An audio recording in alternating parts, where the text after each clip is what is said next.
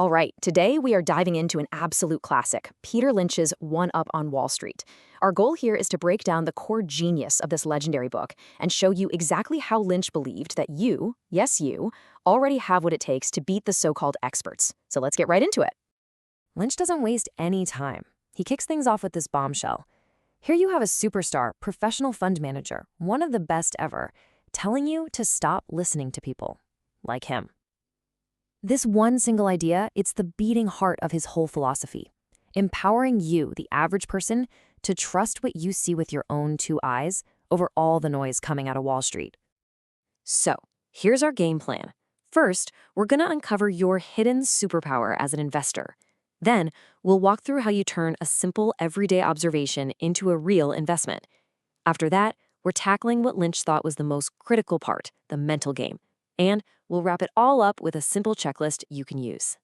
So what is the secret advantage you have? Well, it's your life. It's your job, it's your hobbies, it's the stores you shop at. Lynch's big idea is that your direct, hands-on experience with companies gives you a massive head start on the pros, who often only hear about these trends months or sometimes even years after you've already seen them. And this is where it gets really interesting, right? The contrast. You see, the pros are often stuck. They're trapped by rules and, honestly, the fear of looking bad. Like Lynch said, you're never going to get fired for losing a client's money in a giant, safe stock like IBM. But you're totally free. You can invest in some small, unknown company you stumbled upon at the mall, the very place you might find what Lynch famously called a 10-bagger, and that's just a stock that goes up 10 times what you paid for it. So here's the bottom line. Lynch believed dumb money is only dumb when it actually listens to the smart money and starts ignoring its own common sense.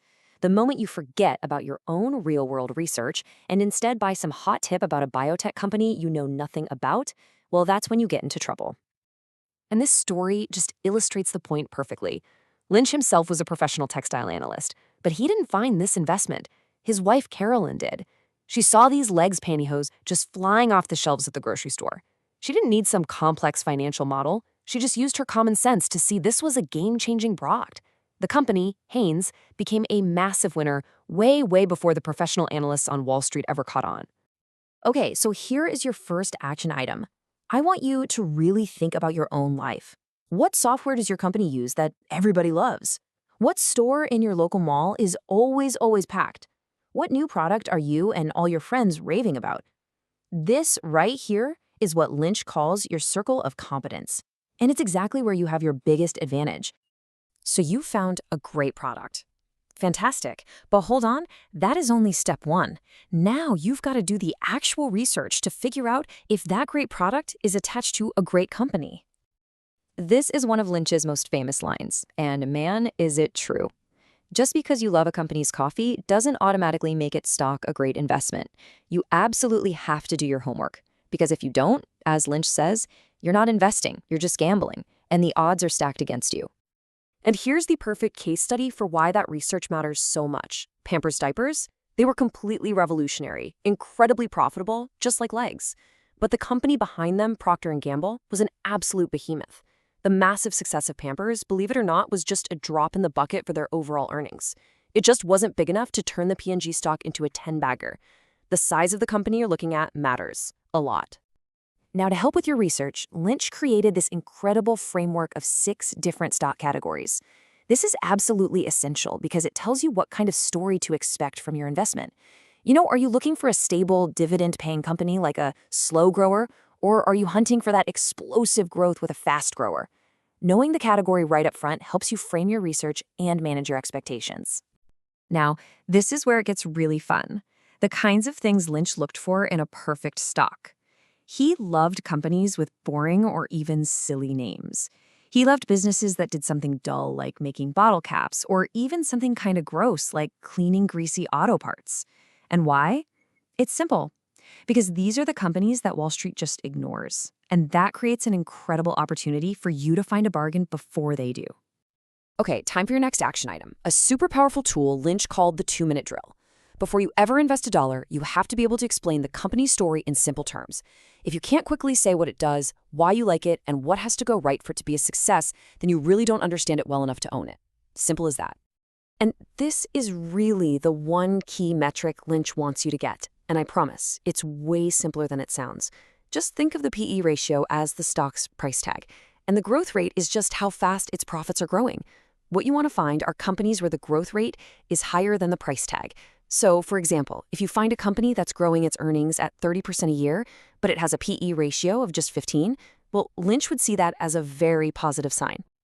All right, now we're getting to what Lynch considered the most important part of this whole thing. And it's not about having a high IQ, it's about having the right stomach for the ride. It's all about winning the mental game by mastering your own emotions. Panic. It is your absolute worst enemy as an investor. After the huge market crash in 1987, people sold everything. They were terrified it would happen again. But in doing so, they locked in their losses and missed the enormous rally that came right after. Look, the market has crashes and corrections. They're a normal part of the game. The key is to not let fear drive your decisions, especially when the story behind your companies hasn't actually changed. So before you invest a single dime, Lynch insists that you pass his 3-part mirror test. The first question you have to ask yourself is this: do I own a house? He saw home ownership as the foundation of financial stability, a bedrock you need before you start putting money at risk in stocks. The second question is just as critical. Do I need this money? This isn't about getting rich quick. It's about investing for the long haul. If there's any chance you might need that cash for a down payment or college tuition in the next few years, it has absolutely no business being in the stock market. And finally, the most important question of all, the one where you have to be really honest with yourself. Do I have the personal qualities to succeed? Do you have the patience to wait when your stocks do nothing for a year? Do you have the humility to admit when you've made a mistake? And most importantly, can you stay calm and trust your research when it feels like the whole world is panicking? Oh, this slide. This just perfectly captures the mental traps we all fall into. The idea that a stock can't go any lower, it's so dangerous. Trust me, it can always go to zero. The belief that they always come back, that's just wishful thinking. And thinking you can't lose much on a $3 stock, you can lose 100% of your money. These are emotional traps, not logical strategies. Okay, we've covered a ton of ground here. We've talked about your edge, the research, and the mindset. Now let's pull it all together into one final actionable checklist. So here it is, your checklist. Step 1, start with your own edge, what you know. Step 2, do your homework and be able to tell the story. Step 3, know what kind of stock you own. Step 4, make absolutely sure you're personally and financially ready by passing that mirror test. And then, the hardest part of all, be patient. As Lynch said over and over, the big money is usually made in the 3rd or 4th year of owning a stock, not the first few months. And so, we end with this question, which really captures the entire spirit of Peter Lynch's book. The next great investment idea probably isn't hiding in some complicated Wall Street analyst report. It might be in your refrigerator, in your garage, or in the office building you walk past every single day on your way to work. The key is just to start looking.